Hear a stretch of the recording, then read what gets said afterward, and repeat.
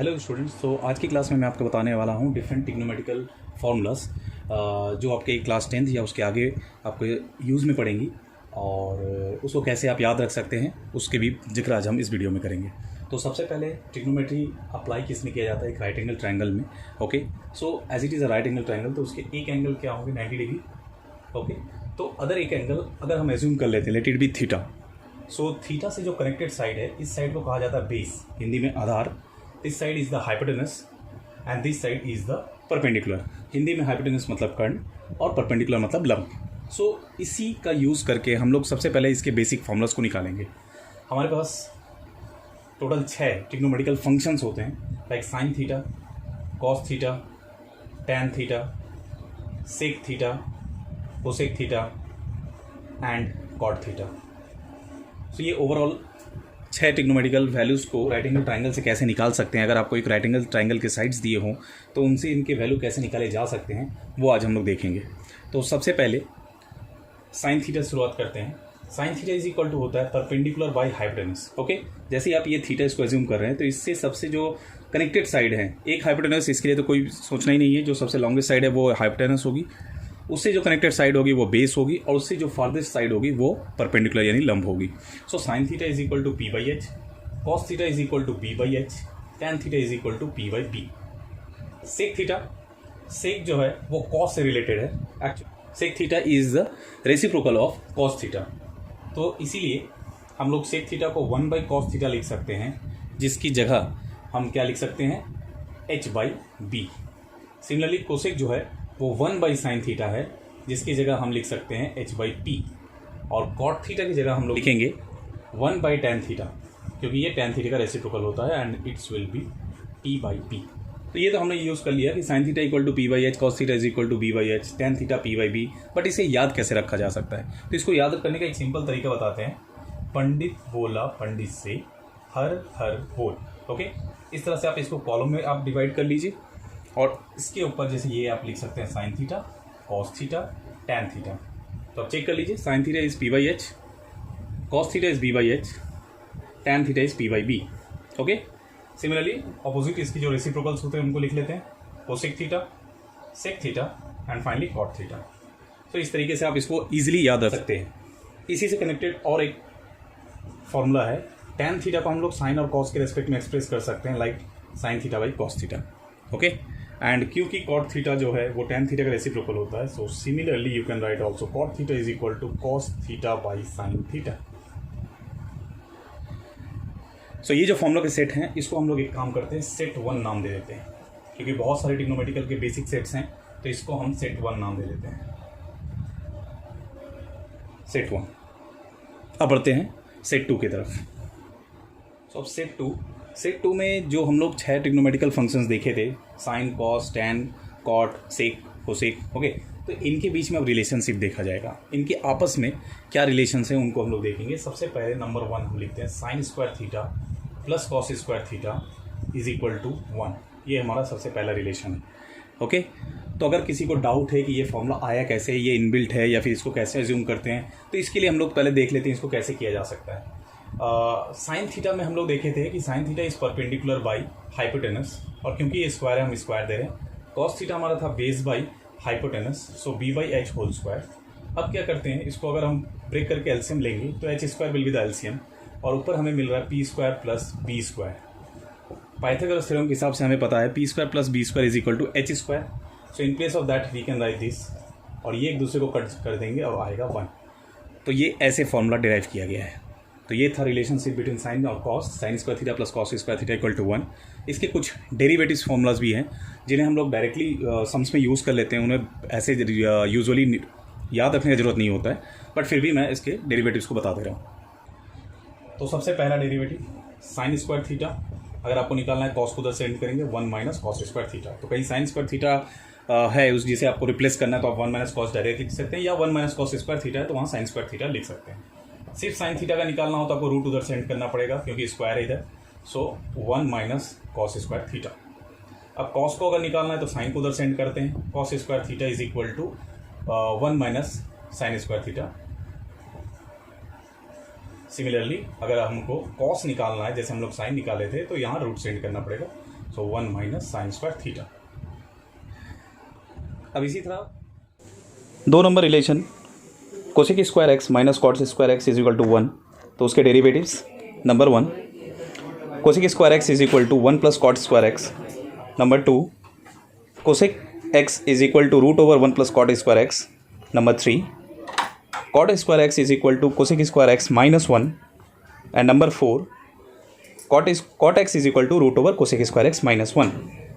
Now set 3 जो कि सेक और tan के बीच में रिलेशन है, so sec square X minus tan square X is equal to 1, इसके derivatives number 1 sec square X is equal to 1 plus tan square X, number 2 sec X is equal to root over 1 plus tan square X, number 3 tan square X is equal to sec square X minus 1, and number 4 tan x is equal to root over sec square X minus 1। Set 3 में बढ़ते हैं।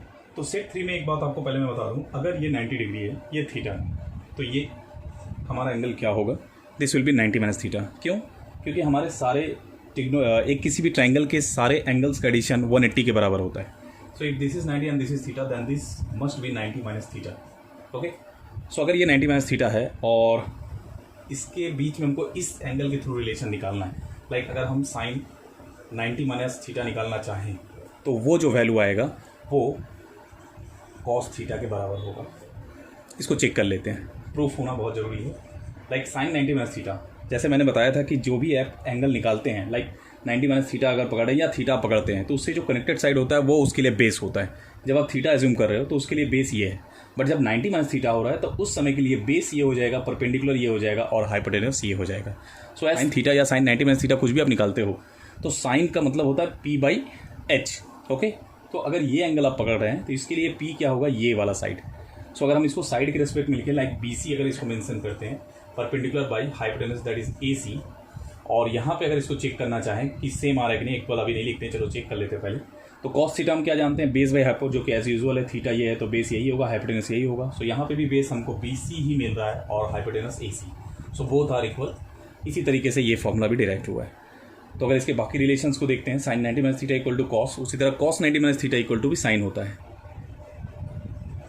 Cos 90 minus theta is equal to sine theta. Number 3 tan 90 minus theta is equal to cot theta, and cot 90 minus theta is equal to tan theta.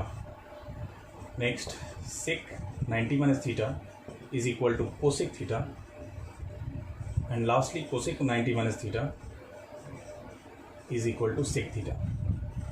तो ये सारे complementary angles के बीच में relationship रहे आपके सामने। अब सेट 4 और आखिरी सेट की बारी है। इसमें हम लोग ट्रिग्नोमेट्रिकल एंगल्स के कुछ वैल्यू जो बिना टेबल के ज़रिए हम लोग निकाल सकते हैं। तो क्या क्या वैल्यूज़ होते हैं, 0 degree, 30 degree, 45 degree, 60 degree and 90 degree. इन सब वैल्यूज़ को हमें याद रखना पड़ेगा, जिसके लिए मैं यहाँ पे प्रोसेस आपको बताने जा रहा हूँ, जिसको आप इजीली निकाल सकते हो। सो सबसे पहले आप इसको क्या करें, नंबरिंग कर दें, स्टार्टिंग फ्रॉम 0, लाइक 0, 1, 2, 3, 4। ये नंबरिंग आपने कर दिया। इसके बाद क्या करना है, सबको 4 से डिवाइड दें, 4, 4, 4, 4 and 4। Now taking root of each of them, सबके वर्गमूल यानी स्क्वायर रूट हम लोग यहाँ ले लेंगे इस तरीके से। ओके, तो अब जो हमारा पहला ट्रिग्नोमेट्रिकल फंक्शन है, जो कि हमारा साइन थीटा, इसे हम लिखते हैं और यहाँ पे इसके वैल्यूज़ लिखते हैं। 0 बाई समथिंग 0, तो रूट भी उसका 0 ही होगा। 1/4 है तो इसका रूट निकलेगा 1/2। यहाँ पे आपका देख सकते हैं ये कट जाएगा और यहाँ पे मिलेगा 1/√2। यहाँ 3 रूट के अंदर ही रह जाएगा, 2 बाहर सिर्फ निकलेगा और यहाँ 4 कट होकर के सिर्फ 1 बच रहे हैं। हेंस साइन थीटा के डिफरेंट वैल्यूज़ हमें मिल चुके हैं। Sine 0 is 0, sine 30 is 1/2, sine 45 is 1/√2, sine 60 is √3/2 and sine 90 is 1। तो अब क्या करना है हमें, अब बाकी जो ट्रिग्नोमेट्रिकल फंक्शन है उसको निकालते हैं। और ये क्वाइट इंटरेस्टिंग है कि अगर आपको सिर्फ साइन का वैल्यू पता है तो आप बाकी किसी का भी वैल्यू निकाल सकते हो, बस बड़े ही आसानी से।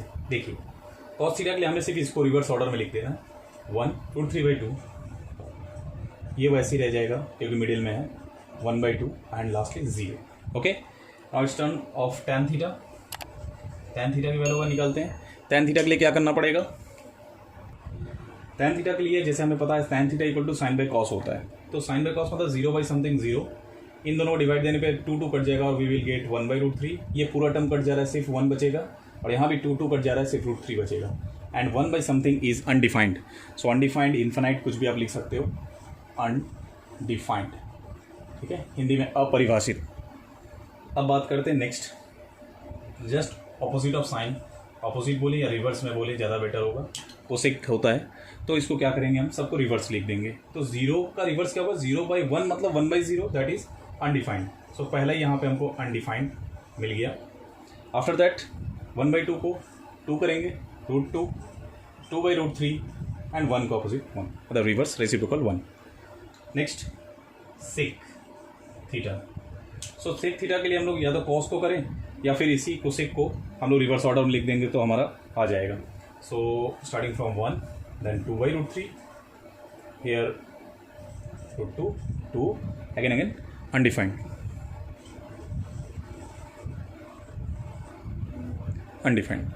Now last term cot theta. तो कॉट थीटा के लिए हमें लिखना है tan का जस्ट रिवर्स ऑर्डर में आप लिख दें। तो tan का रिवर्स ऑर्डर सबसे पहले undefined, after that √3, 1, 1/√3 and lastly 0। सो ये आपके सामने टोटल 6 ट्रिग्नोमेट्रिकल फंक्शंस की वैल्यूज सामने है।